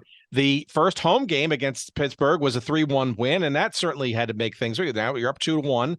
Yep. Although they dropped that second game, so now it's 2-2. Still, you're in an environment where this still seems within the realm of possibility. Now it's essentially a best of best of three. Is it at that point? So two wins, 2 losses. Okay, so essentially you're down to the best of 3. Right. But I guess this is where sort of all hope sort of fades away, because going to Pittsburgh didn't help, and then the return home game where they could have tied it up again, arguably, at least on the score line, was just disastrous, and frankly has an asterisk for history now, because I think it was the worst. Right. Well, you describe it. Well, and you're right on here, Tim. I mean, there's so many little things through those first few games that kind of foreshadow what happened. I mean, yes, the North Stars won game 1 in Pittsburgh, 6-5. It followed this trend, but they didn't play their game very well. They wound up, they took a lot of penalties. It wasn't sort of the typical, kind of performance that they had in the first few rounds. And then in game 2, they lost 4-1. And that was a night Mario Lemieux scored a highlight goal that you still see today. If anybody watches Hockey Night in Canada, or a lot of times the highlight reels that the NHL puts together, there's a goal on there that he scores where it's basically a breakaway on him and John Casey, and they all wind up in the net with the puck. And I think that kind of, that was a firsthand. Believe me, all the North Stars knew how good Mario Lemieux was, but that was sort of the exclamation point at that point of what he was capable of. And so then you come back for game 3, and game 3 at Met Center, I've never seen this before, and I don't know if it's ever happened since, where one of the biggest moments of that night, and it had to do with my job. I had to go and make copies of the starting lineup, and you're handing out game notes and you're handing out copies of the starting lineup throughout the press box. And it's probably, 15, 20 minutes before face-off, and I'm handing out the starting lineups, and there's a line through where it said 66 Mario Lemieux. He's scratched because he went out for warm-ups that night, and he could tell he was having some back spasms, and he knew it wasn't a good thing. He went back up the stairs to the dressing room and knew it wasn't going to go. So he basically had to have somebody help him get his skates off, and he didn't play in game 3. And the North Stars did prevail, but even then that night, it took until, I believe, midway through the second period for anybody to score. And the North Stars scored a couple of goals fairly close together, but then Pittsburgh got another one to kind of, take a little bit of that air out of the balloon too. So certainly the crowd that was on hand was ready to burst and had a good time, especially with the fact that they won. But again, it wasn't maybe that same sort of experience that they had against Chicago, against St. Louis, and against Edmonton. And so, then, going into game 4, Pittsburgh made sure, apparently Mario, they were staying at the St. Paul Hotel, and he said his bed was too soft or something like that. And so I know the team doctors from the Penguins, they got some lumber and they put it under his mattress or whatever steps they needed to take. He was ready for game 4. And then I'm going to let you in on probably if you've read the book, you'd probably run across this. To me, the sort of the devil in the details, or the thing that most people don't know about the North Stars that year. You got to realize going into Game 4, there was the potential that the North Stars could have won the Stanley Cup in Game 5 at Pittsburgh. Now, since the team had been in Russia, the wives and girlfriends had not traveled with the players. When the cup is going to be on the line, all of a sudden, a lot of them want to be there. And so there were certain players, probably the coaching staff too, that are like, no, let's not get carried away here. I mean, let's win the cup and we'll worry about the celebration later. But like I said, there were some wives and girlfriends that really wanted to be there, and they were upset that the team wasn't, taking the steps to make that happen. And I don't know all of what's happened. I've gotten this, many players on one side say that this happened. I've got players on the other side that say they can't believe that was an impact. But there definitely was some sort of argument the day of Game 4 between John Casey, the goalie, and his wife, Brenda. And whatever went on, John Casey came to the rink that day for the morning skate, and he had his 3 kids with him. And they, at that point, I think were all under 8 years old or something. And I remember Jim Johnson was one of the defensemen. He's like, he couldn't believe it because, you bring your kids on an off day, or you bring them down after the game. But bringing your kids to the morning skate was a no-no. I mean, you just don't, do that. And he asked, and apparently there had been some sort of argument between the two of them, and John didn't have any place else to go for childcare or something. I don't know. Whatever it was. I mean, they straightened things out, and John and Brenda are still married today. So obviously things are good between the two of them. But the point to underscore with this is in Game 4, the North Stars came out and Pittsburgh torched John Casey for 3 goals in the first 3 minutes. And really the North Stars were never in the series again after that. That's very interesting stuff. And again, we love completism on this show. So that's where, if you're a huge fan of the North Stars back in the day, this particular season, you remember it, even if you're not, right? This is almost sort of a template, frankly, for how to do sort of like Magic season stuff. I mean, we see many sort of narratives and whatnot in sort of, in, I'm going to call it novel form, but in sort of like rudimentary form. But the thing I love about your book here is that not only do you sort of go into those level of details and it's almost, I want to call it, how would I call it? Not encyclopedic, but it's sort of, it literally kind of goes in a time honed fashion, right? Where, Mm-hmm. I mean, it's almost like you're reading the newspapers and seeing the articles kind of as they sort of play out and stuff, and little nuances like that, right? Kind of get lost when you're not sort of looking at things in a more detailed fashion like you do. Well, that was never reported at the time, and to my knowledge, other than this book, I don't think it's ever been reported anywhere. This is why we love these conversations. Well, and in fairness, like I said, I had many sources, many players tell me about that this happened. So I'm confident that there's something to it. John Casey, he didn't really have, he didn't enjoy dealing with the media that much as a player. For whatever reason, I reached out to him multiple times. I could not get him to interview specifically for this book. So, I don't have him have his take on it. But like I said, I guess I'm confident enough to believe that something happened there. And, it's basically, I guess it's unfortunate. I mean, I don't think you can, you can't put everything on John Casey. I mean, yes, towards the tail end of that series against Pittsburgh, they did not get very good goaltending. I mean, his save percentage was not very good. When they brought Brian Hayward in, his save percentage wasn't any better. At that point, the power play had gone cold. So there were a lot of things kind of working against them, not the least of which is, Mario Lemieux at that point, he had a look in his eyes that he was on a mission, and what he proved not only in that finals, but again, the following year, winning the cup back-to-back, proved why he's one of the best players in the history of the game. So can you, as a coda to this, can you describe what you learned about the final game, which ultimately was Game 6 on May 25th of 1991, right? Which was Minnesota had lost return match, so they were down 3-2. And this is a crucial game. Obviously, we had to, do or die. And it was probably the worst performance in the entire playoffs that the Stars had experienced, losing 8-0 to Pittsburgh at home. And it's the infamy of this game is, I think, is probably one of, if not the sort of worst pivotal games in the finals history.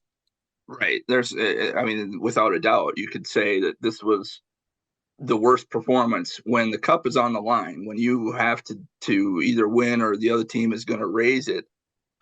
This was the worst game in the history of the league. And, that's what's one of the things that's so heartbreaking about this. Here's this team that, had during much of the regular season probably had no business even thinking about being in the Stanley Cup Finals. And yet they proved that they were good enough to do what they had to do to get there. And now, at this point, it's looking like it's going to be Pittsburgh. It would have been a tall task for them to not only win, but then go back to Pittsburgh again and win Game 7. But they don't even get a consolation prize out of this, because, you get beat 8-0. It was so bad they took John Casey out at one point. They put Brian Hayward in, and then it got so bad they took Brian Hayward back out and put John Casey back in. It was a nightmare. And, that's the sentiment of all the players too. They just wanted it to be over. They wanted to find a hole that they could crawl into and not have to deal with it. And imagine, for the fans too. There's, 15,800 fans or whatever it was they had in the building. And, they wanted to have some sort of release. They wanted to, put some sort of cap on the season, and they didn't even get a goal to cheer for. So, and I guess I got to interject this too, probably a small side note, but one of the guys that I worked with at the Pioneer Press chose that Saturday of all to get married. So basically our entire sports staff was either at Met Center covering the Stanley Cup Finals or at his wedding. And I basically was forced to, I needed to work on the desk at the Pioneer Press that day to help get the paper out. There was just really no way around it. That was my future. I felt like I needed to be loyal to the Pioneer Press. My, tenure with the North Stars was coming to an end at some point there shortly after, no matter what. So I don't know if it's a good thing or a bad thing, but at least I didn't have to be a part of it. So Kevin, you buried the lead. It was your not being there was responsible for the team losing so badly and ending the series, huh? Well, except for the fact that they had already lost Game 5, and like I said, the magic at that point had kind of vanished. But it's an incredible run, and the thing that I kind of makes this a story to me, or one of the reasons why. I've had this idea for the book rattling around in the back of my mind since 1991. But if you look at the major league sports in the United States, the NFL, Major League Baseball, the NBA, and the NHL, you don't really get very many teams, maybe other than, it happens some in basketball, happens quite a bit in hockey, where you would get a team that would make the postseason with a losing record. Rarely happens in the NFL, happened only a few times in Major League Baseball, and none of those teams went on to have any success. Same thing in the NBA. The bottom line is there has never been a team that had this bad of a regular season and went on to play for a championship in the modern era. The 1938 Chicago Blackhawks had a worse regular season and they won the cup, but they only had to win 7 games to do it. And it was a different game back then. In the modern era, there's never been a team like this. And there will never be a team like this ever again either. With the changes in the NHL, it's going to be rare for a team with a losing record to wind up making the postseason anymore. And like I said, then they would have to go on and make it all the way to the finals. And I just, Mike Modano is on the record. A lot of other people are too, saying you'll never see this again. What do you think the immediate and lasting, and then further lasting legacy of this season was? Number one, we talked about at the outset, right, that there was already a shakiness to this franchise and lots of things behind the scenes. Do you think that some of this kind of delayed the inevitable, or do you think it maybe possibly hastened the inevitable given the collapse after such a dramatic and fun run? Well, see, that's the other thing that's sort of interesting here. If the North Stars had won the Stanley Cup that year, they'd have never left Minnesota. There's no way Norm Green would have been able to move that team to Dallas 2 years later if they were a Stanley Cup champion. But the fact that they lost and the way that they lost, and later in that season about which we're talking, he was really pushing for a lot of season ticket sales. And so they came up with a deal where if you bought 2 season tickets, you got a third one for free. So that really goosed season tickets for the 91-92 season. But then that deal expired after that. So in 92-93, all of a sudden the attendance started to come back down again, which gave him a little bit of an excuse to start looking around at that point. You know, he's trying to find maybe a different arena, whether it's in the Twin Cities or somewhere else across the country to go play. And then on top of that, there was also some sexual harassment accusations that came out from some of the employees at Med Center about Norm Green himself. And that really embarrassed him and especially his wife to the point where, all of that contributed to the fact that they wound up by March of 93, they announced they were moving to Dallas. So in the aftermath of all of that, right? I mean, can you describe from your personal experiences, right? And you're moving on to your career and stuff, what it was like to lose the Minnesota North Stars franchise a couple of years after this season?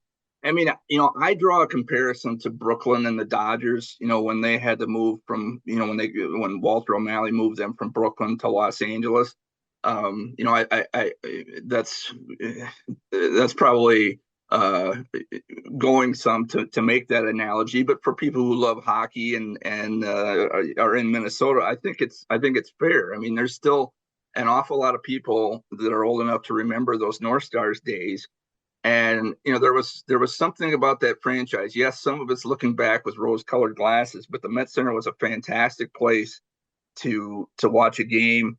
There was a bit of a closeness. Like I said, these guys were not that different from the average individual. And really, quite a few of them over the years were from Minnesota. I mean, Neil Broughton was, Minnesota born and bred. And I mean, he is Minnesota hockey. And so you had that sort of attachment. And I think you still see that today. I mean, the Minnesota Wild exist because the North Stars left. That allowed you to get the XL Center in St. Paul. And to this day, now the Wild are wearing sort of an alternate jersey that's kind of an homage to the North Stars. And that's one of their most popular items. But to me, that's kind of what it was like. It was like, it was a poor man's version of where you got your heart ripped out and your team moved away. And, I've had this argument with a lot of people too. I can't think of anybody in Minnesota pro sports history who is more loathed, who is more hated than Norm Green to this day. And that's because he took the team away. I always ask people around this team their opinions about this question. And I think maybe this is a great way to sort of capstone this conversation. It's been great. I guess the question there is the legacy of this franchise, and maybe in particular, in your case, this particular season being one of the hallmarks of it. Where do you think the legacy of the North Stars does and or should live? Because uniquely, there are kind of 3 places where these memories should possibly officially live, and maybe all 3, and maybe there's one that you think in your mind.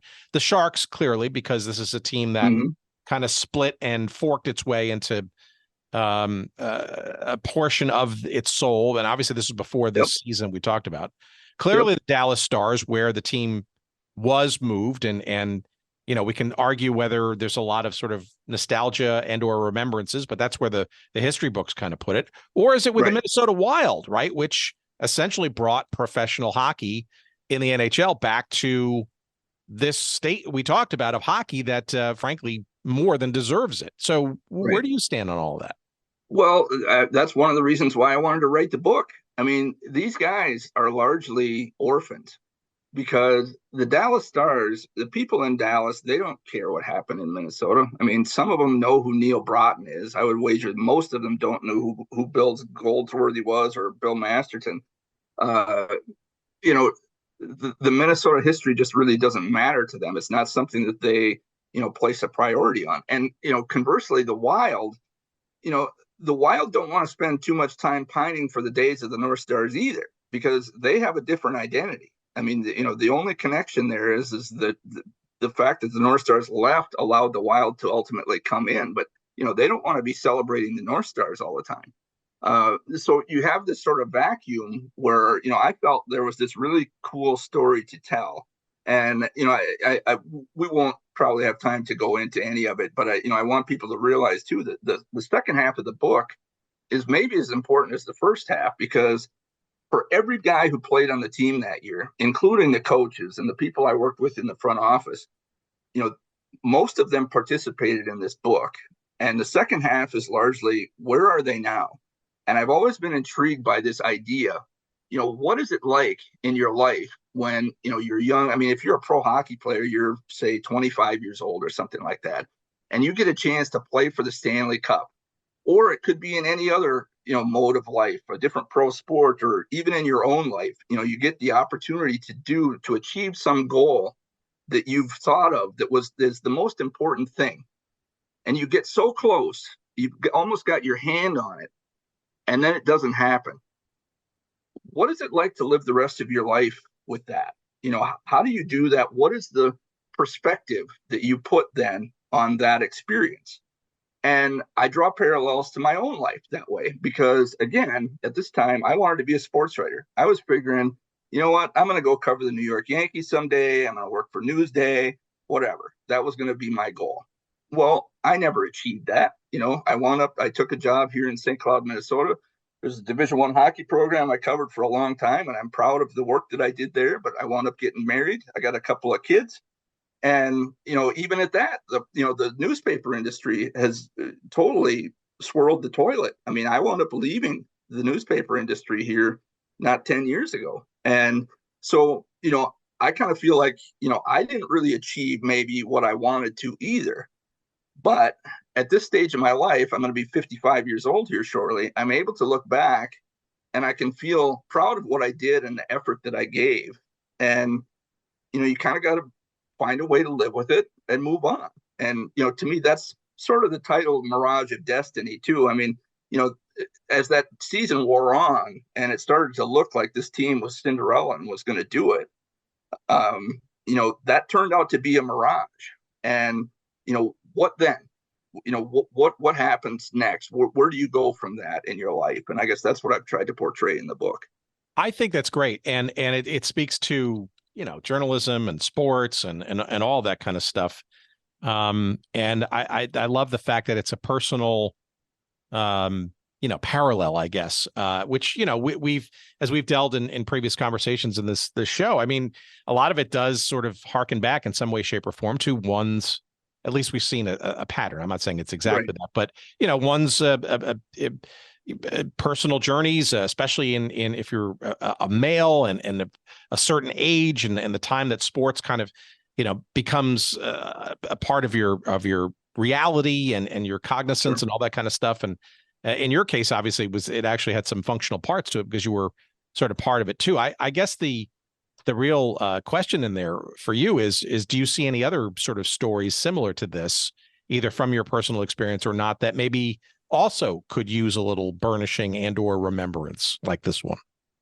That's a good question. I guess I haven't really stopped to think about that, because this has kind of been my and really the only reason that the book exists is because of the pandemic. If the pandemic hadn't come along and given me basically that time at home, and also all these players and coaches, the people that I reached out to, at the same time, they're sitting, wherever they are, and they couldn't get out and really do anything either.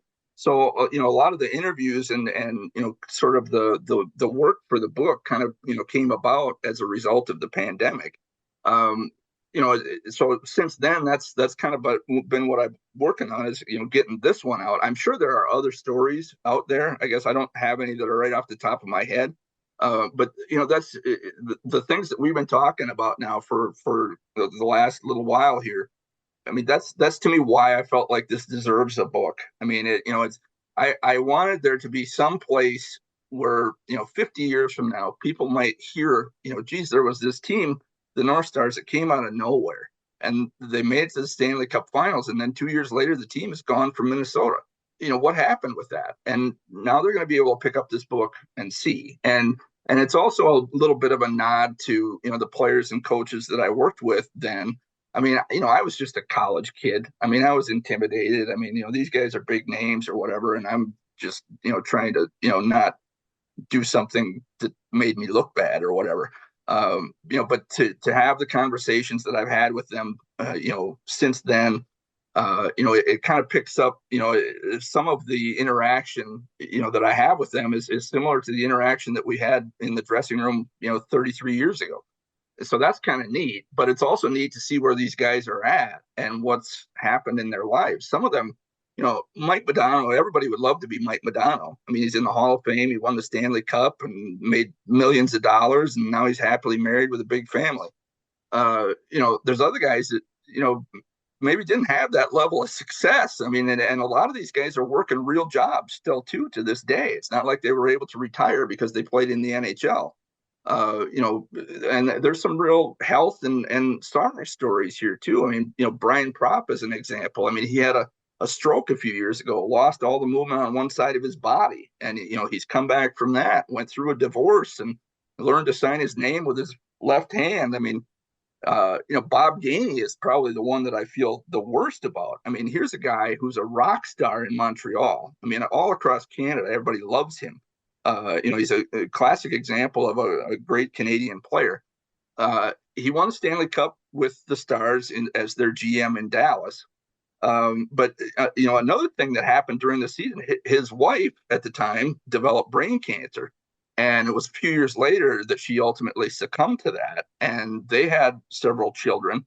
Well, their youngest daughter, when at that point he was in Dallas, really had a difficult time with that. And she got into some drug addiction and acting out, getting in trouble legally and things like that.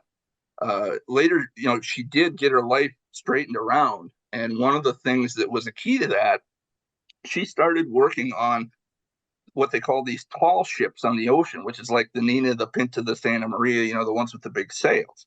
And so she would go out across the Atlantic and wherever on these big ships. Well, I believe it was 2008 or maybe somewhere around there.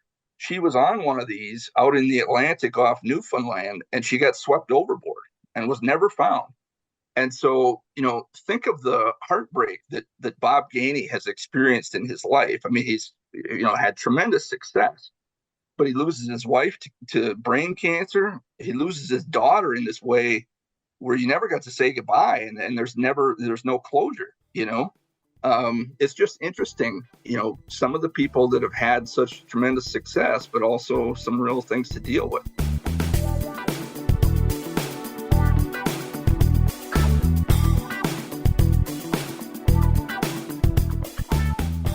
All right, our thanks to Kevin, and must get this book. It's tremendous. It's a deep dive. If you are an old Minnesota North Stars fan, you're a current Minnesota Wild fan, you an NHL hockey fan, hell, if you just want sort of the rubric of how to memorialize a team in a memorable season, no matter what the sport. This book will do you right and then some. It is called Mirage of Destiny, the story of the 1990-91 Minnesota North Stars. And yes, it gets into all the detail. It's got great pictures. It's got great headlines in there. It's got some call-outs from various articles and newspapers and magazines of the time. And it's just a great stroll down memory lane, and it is a substantial work, and I highly encourage you to get it. It is published by North Star Press. And you can find it wherever good books are found, including your local bookstore. Just go down the street there and tell them that you want this book. If they don't have it, tell them to order it. But of course, the most convenient way is to go to our website at goodseatsstillavailable.com. Search up this episode number 337 with Kevin, and you will find a couple of convenient links to it. And you will get it probably as fast as humanly possible. Now, if you're listening to us on the February 19th when we're dropping this episode, it is available tomorrow as of on the 20th. But if you go to the link, you'll just it'll be a pre-order and it'll be coming to you the next day. So, who knows the difference? Now, if you're listening to us on the 20th or beyond of February, well, it's available now. So what are you waiting for? Either way, get the book. You'll be glad you did. You can also follow Kevin's journey for this book and all the other stuff he's involved in at his website at kevinallenspach.com. That's Kevin, Kevin Allenspach, Allenspach, kevinallenspach.com. Now, again, if you're listening on the 19th, tomorrow night, you can meet and greet Kevin at Tom Reed's Hockey City Pub. Yes, Tom Reed, the former North Star player and current color commentator for the Minnesota Wild games. It's right down there in downtown St. Paul on 7th Street, just a few blocks away from the Excel Center. And I'm not sure exactly what time, but the launch party for this book will be on the 20th, Tuesday, February 20th at Tom Reed's Hockey City Pub. So get yourself a copy of the book there, get it signed, take a picture with Kevin. Hell, tell him that we sent you and take a picture and then send it to me to let me know that more than a few people have heard this as a promotional thing, and he knows that it was worth his time to be on this show. You can also meet and greet Kevin at the Minnesota State Boys Hockey Tournament at the Excel Center on March 8th and 9th. It's kind of like an expo and trade show as well. He'll be there signing copies of the book, so buy it there, sign it there, take a picture with him there, and send that to me as well. Either way, a fun time will be had by all. I won't be there, but hopefully you will be. And again, tell Kevin that we sent you. Of course, we appreciate all of your cards and letters, as they say, for all of the episodes, whatever ones have tickled your fancy. Again, goodseatsstillavailable.com is the locus for all of that stuff. Follow us, subscribe to us, rate and review us wherever you get podcasts. We appreciate that. That helps the algorithms find other people that might be interested in the show like you are, hopefully already. You can send us email if you'd like. We're at hello@goodseatsstillavailable.com. And you can follow us on various social media. Let's see, on the Twitter/X thing, you'll find us at goodseatsstill. And at places like Instagram and Threads and Facebook, etc., you'll find us at Good Seats Still Available. Our thanks, of course, to the great, the one, the only Jerry Payne. Thank you, kind sir, Jerry Payne. Audio excellence. And we congratulate you, humble listener, for your excellence in choosing us to listen to this week. And we hopefully we gave you something fun and interesting to enjoy. As always, stay tuned till next week. Hopefully more fun and frivolity coming your way. Thank you for listening. And until next week, take care of yourselves.